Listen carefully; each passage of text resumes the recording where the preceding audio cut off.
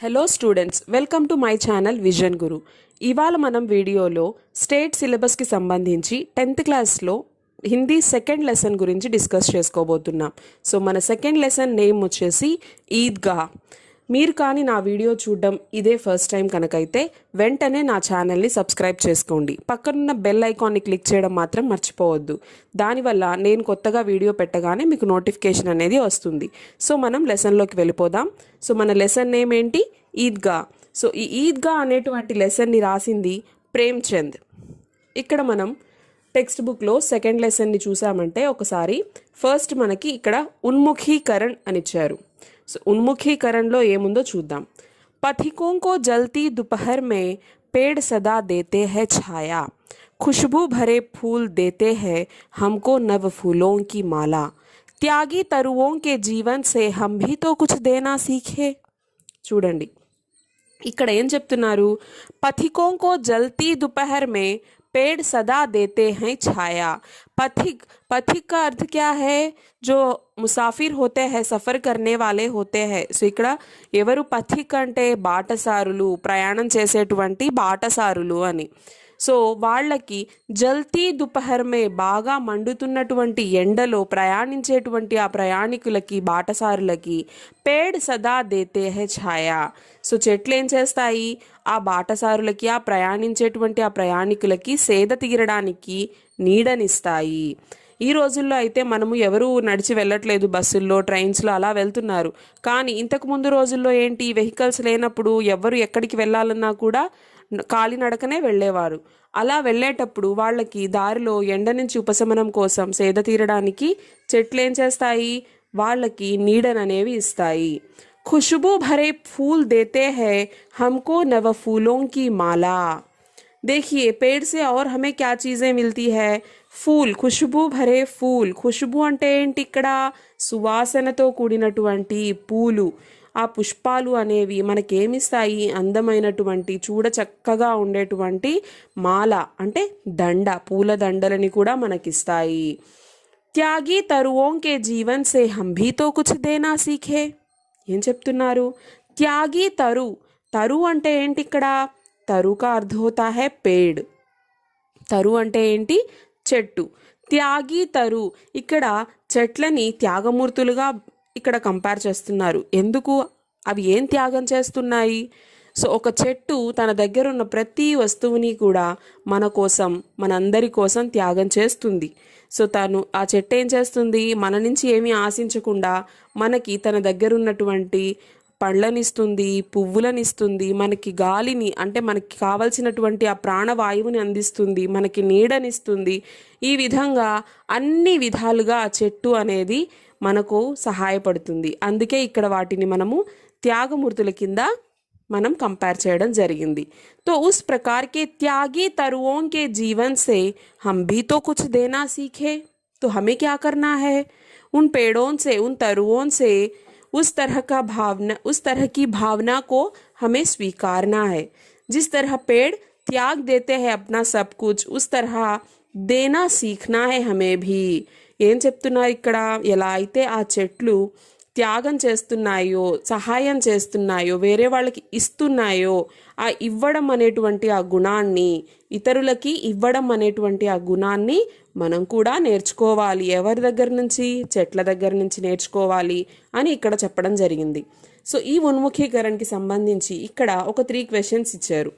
First question చూసినట్లయితే, पथिकों को जलती दोपहर में सुख व आराम किससे मिलता है? పథికోంకో, ఇందాకే చెప్పుకున్న పథిక్ అంటే ఎవరు? జో పథ్ పర్ చల్నే వాలే, ప్రయాణించేటువంటి బాటసారులు. సో వాళ్ళకి మండే ఎండలో వాళ్ళు విశ్రాంతి తీసుకోవడానికి, వాళ్ళకి నీడనిచ్చేటువంటివి ఏంటి? చెట్లని చెప్పుకున్నాం కదా. సో ఇక్కడ మండే ఎండలో వాళ్ళకి సేద తీరడానికి ఆ విశ్రాంతి ఎవరిస్తున్నారు అని అడుగుతున్నారు. నెక్స్ట్ క్వశ్చన్ చూసినట్లయితే, ఖుష్బూ భరే ఫూల్ హమే క్యా దేతే హై. సువాసనతో కూడినటువంటి ఆ పువ్వులు మనకేమిస్తున్నాయి అని అడుగుతున్నారు. థర్డ్ క్వశ్చన్, హమ్ భీ తో కుచ్ దేనా సీఖే, కవినే ఐసా క్యూ కహా హోగా. సో మనం కూడా వేరే వాళ్ళకి ఇవ్వడం, ఇచ్చేటువంటి ఆ గుణాన్ని నేర్చుకుందాం అని కవి ఇక్కడ ఎందుకన్నారు అని ఇక్కడ అడుగుతున్నారు.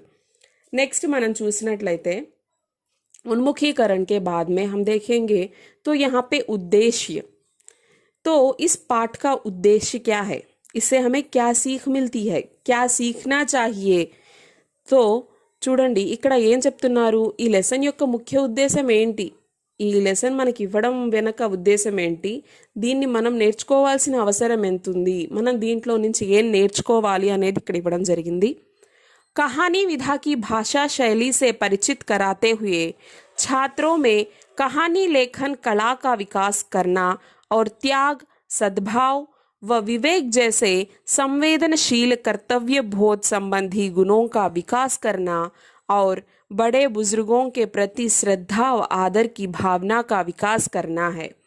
तो देखिए इसमें कहानी विधा की भाषा शैली का परिचित कराना అంటే ఏంటి ఇక్కడ, కహానీ అంటే ఏంటి, కథ. సో మనం ప్రీవియస్ చెప్పుకున్నటువంటి బరస్తే బాదల్ तो वह कैसी विधा है, वह एक कविता पाठ है. तो यहाँ पे यह कैसी विधा है, कहानी है. సో ప్రీవియస్ చెప్పుకున్న బరస్తే బాదల్ అనే లెసన్ మనకి దాని విధ అంటే అది ఏ టైప్ ఆఫ్ లెసన్ అని చెప్పాను, పోయం అని చెప్పాను, కవిత. అలాగే ఇక్కడ మనకి ఈ ఈద్గా అనేటువంటిది ఏంటి అంటే కహానీ, ఒక స్టోరీ. సో ఆ స్టోరీ అనేది మనము ఎలా ఉంటుంది, స్టోరీ రైటింగ్ అనేది ఎలా ఉంటుంది, ఎలా రాస్తాము, ఎలా చదువు అర్థం చేసుకోవాలి, ఇలాంటివన్నీ కూడా మనకి ఇందులో పరిచయం చేయడం జరిగింది. और सद्भाव, त्याग, विवेक जैसे संवेदनशील कर्तव्य बोध संबंधी गुणों का विकास करना और बड़े बुजुर्गों के प्रति श्रद्धा व आदर की भावना का विकास करना है. और क्या सीखना है हमें इससे, बड़ों के प्रति हमें कैसे व्यवहार करना है, बुजुर्गों के प्रति हमें किस तरह का व्यवहार करना है, उनके प्रति श्रद्धा व आदर की भावना हमें जागृत कराना है. సో ఇక్కడ ఏం చెప్తున్నారు, పెద్దల పట్ల మనం ఎలా వ్యవహరించాలి అంటే మనకంటే పెద్దవారి పట్ల మనం ఎలా బిహేవ్ చేయాలి, పిల్లలతో మనం ఎలా ఉండాలి, పెద్దల పట్ల మనము ఎలా బిహేవ్ చేయాలి, అది మన ఇంట్లో వాళ్ళు కావచ్చు, బయట వాళ్ళు కావచ్చు. సో ఎవరైనా సరే మనం పెద్దవాళ్ళతో ఎలా నడుచుకోవాలి, ఎలా మాట్లాడాలి అనేటువంటిది ఇందులో చూపించడం జరిగింది. నెక్స్ట్ विधा विशेष, तो हमने अभी बताया था. तो यह कैसी विधा है, यह एक कहानी है, మనం ఇప్పుడే చెప్పుకున్నాము. సో ఇది ఒక స్టోరీ అని, కహానీ. तो कहानी शब्द कह धातु के साथ आनी कृत प्रत्यय जोड़ने से बना है. సో ఈ కహానీ అనేది ఎలా వచ్చింది అంటే, కహానీలో మనకి కహ్ అనేటువంటి ఒక ధాతు, ఆని అనేటువంటి ఒక కృత ప్రత్యయ్ తగిలించడం వల్ల ఈ కహానీ అనేటువంటి వర్డ్ ఫామ్ అయింది. కహ కా ఆశయ్ कहना से है. కహ అంటే ఏంటి ఇక్కడ, कहना मतलब చెప్పడం. ఏం చెప్పాలి, किसी घटना या बात का सुंदर ढंग से प्रस्तुत किया जाना ही कहानी है. సో ఏం చెప్పాలి అంటే ఏదైనా ఒక సిచ్యువేషన్, జరిగినటువంటి సంఘటనని మనం అందంగా తీర్చిదిద్ది ఎదుటి వాళ్ళకి అర్థమయ్యేలాగా వాళ్ళ ముందు ఉంచడమే ఈ కహానీ. స్టోరీ అంటే, కథలు అంటే అంతే కదా, మనకి స్టోరీస్ చెప్తుంటారు పెద్దవాళ్ళు ఇంట్లో. ఎలా చెప్తారు, అప్పుడెప్పుడో జరిగిన ఒక సిచ్యువేషన్ని తీసుకొని, అనగనగా ఒక రాజు ఉండేవాడు, ఆ రాజుకి ఇంతమంది కొడుకులు అని చెప్పి ఆ స్టోరీని మన కళ్ళకు కట్టినట్టుగా వాళ్ళు చెప్తారనమాట. సో किसी बीती हुई घटना को एक सुंदर रूप देकर, एक सुंदर ढंग से हमारे सामने प्रस्तुत करना ही कहानी कहा जाता है. సో ఈ విధంగా ఒక సంఘటనని మనము అందంగా ఎదుటి వాళ్ళకి అర్థమయ్యేటట్టు మనం చెప్పడమే కహానీ అంటాము. इस कहानी में दादी व पोते का मार्मिक प्रेम दर्शाया गया है. సో ఇక్కడ మనకిచ్చినటువంటి ఈ ఈద్గా అనేటువంటి స్టోరీలో ఇక్కడ దాదీ వ పోతే కా మార్మిక్ ప్రేమ్ దర్శాయా గయా హై. సో ఒక ఆవిడ అంటే, దాది అంటే ఏంటి, నానమ్మ. సో ఆ పోత అంటే మనవడు. ఇక్కడ ఆ మనవడికి వాళ్ళ నానమ్మకి మధ్యలో ఉన్నటువంటి ఆ ప్రేమ, ఆ రిలేషన్షిప్ అనేది ఇక్కడ మనకి చూపించడం జరిగింది. ఇస్మే కథన్ వ సందర్భ వాతావరణ కా సజీవ చిత్రణ హై. ఇస్మే బాల్యావస్థ की निर्मल भावनाओं का सुंदर प्रतिबिंब दर्शाया गया है. సో ఇందులో ఆ నానమ్మకి మనవడికి మధ్య ఉన్నటువంటి ప్రేమానురాగాలు, ఆ రిలేషన్షిప్ ఎలా ఉంటుంది, అంతేకాకుండా సో ఆ వాతావరణం అనేది ఎలా ఉంటుంది, ఆ మనవడు అన్నాం కదా మనము, ఆ చిన్నతనంలో ఆ అబ్బాయికి ఉండేటువంటి అమాయకత్వం కానీ, తన బిహేవియర్ కానీ, ఆ నిర్మలమైన మనస్సు కానీ, ఇదంతా కూడా ఈ కథలో మనకి చూపించడం జరిగింది. దీంట్లో ఈ ఈద్గా రాసినటువంటి లేఖక్ ప్రేమ్చంద్ గారు చాలా చక్కగా ఈ కథని మనకి ఇక్కడ ఇవ్వడం జరిగింది. సో దీన్ని మనకి ఎవరు రాశారు అంటే లేఖక్ పరిచయ్. సో దీన్ని రాసిన లేఖక్ ఇక్కడ మనం ఒకటి గమనించాలి. ఇంతకుముందు బరస్తే బాదల్ అక్కడ మనం కవి గురించి చెప్పుకున్నప్పుడు, సుమిత్రానందన్ పంత్ గురించి చెప్పుకున్నప్పుడు कवि परिचय, तो कविता लिखने वाले को हम कवि कहते हैं, कहानी लिखने वाले को हम लेखक कहते हैं. సో ఈ చిన్న డిఫరెన్స్ మనకి తెలియాలన్నమాట. సో కవితని రాసే వాళ్ళని మనం ఏమంటాము అంటే కవి పరిచయ్ అంటాము, కవి అంటాము. అదేవిధంగా ఇక్కడ కహానీ స్టోరీ రాసినటువంటి వాళ్ళని మనం ఏమంటాము लेखक. यह एक छोटा सा अंतर है कवि और लेखक में. तो ईदगाह के लेखक कौन है? मुंशी ప్రేమ్చంద్ జీ హే. సో ఈ లెసన్ని రాసిన వారు ప్రేమ్చంద్. ఈయన చాలా అద్భుతమైనటువంటి కథలు రాస్తున్నారు, ఉపన్యాసాలు కూడా రాస్తున్నారు. సో ఈయన గురించి మనం ఇప్పుడు తెలుసుకుందాము. సో టెక్స్ట్ బుక్లో చూసినట్లయితే ఇక్కడ మీకు లేఖక్ పరిచయం అనేది ఒక పారాగ్రాఫ్ టైప్లో ఇవ్వడం జరిగింది. నేను ముందుగానే మీకు చెప్పాను, ఎగ్జామ్ పాయింట్ ఆఫ్ వ్యూలో మనము కవి పరిచయం కానీ లేఖక్ పరిచయం కానీ అడిగినప్పుడు పాయింట్ వైజ్గా రాసామంటే మనకి ఫుల్ మార్క్స్ గెయిన్ చేయడానికి చాలా స్కోప్ ఉంటుంది. సో ఒక్కసారి లేఖక్ పరిచయం చూసేద్దాము. చూసారా, ఇక్కడ మున్షి ప్రేమ్చంద్ పిక్చర్ కూడా ఇచ్చున్నాను. నెక్స్ట్ చూసినట్లయితే लेखक मुंशी प्रेमचंद है, तो इनके बारे में कुछ जानकारी यहाँ पे हासिल कर लेंगे हम. जीवन काल చూడండి, ఆయన ఎప్పుడు జన్మించారు? 31 జూలై 31 జూలై 1880 జూలై 31, 1880న ఈయన జన్మించారు. సో ఎప్పుడు మరణించారు అంటే అక్టోబర్ 8, 1936, अक्टूबर 8, 1936 को इनकी मृत्यु हुई थी. जन्मस्थान इन ఎక్కడ పుట్టారు? बनारस के लम्ही गांव में इनका जन्म हुआ था. तो इनका असली नाम क्या था? ఆయన అసలు పేరేంటి? ధనపతిరాయ్ శ్రీవాస్తవ్. ఈయన పూర్తి పేరు, ఈయన చిన్నప్పటి పేరు ధనపతిరాయ్ శ్రీవాస్తవ్. ప్రసిద్ధ రచనాయే, ఈయన రచించినటువంటి ప్రసిద్ధ రచనలు గోదాన్, గబన్, నిర్మల, सेवा सदन आदि उपन्यास, कफन, बड़े घर की बेटी, पंच परमेश्वर आदि कहानियाँ, मानसरोवर कहानी संग्रह 8 भागों में, यह सब इनकी रचनाएं. बहुत सारे उपन्यास लिखे हैं, कहानियाँ लिखे हैं. देखिए विशेषताएं, उनका साहित्य कालजयी है, उपन्यास सम्राट कहे जाते हैं. तो इनको और एक नाम से भी पुकारा जाता है, उपन्यास सम्राट. ఈయనేమని పిలుస్తారు? ఉపన్యాస సామ్రాట్ అని కూడా ఈయనకి ఒక బిరుదు ఇవ్వడం జరిగింది. आदर्शवादी और यथार्थवादी लेखक है.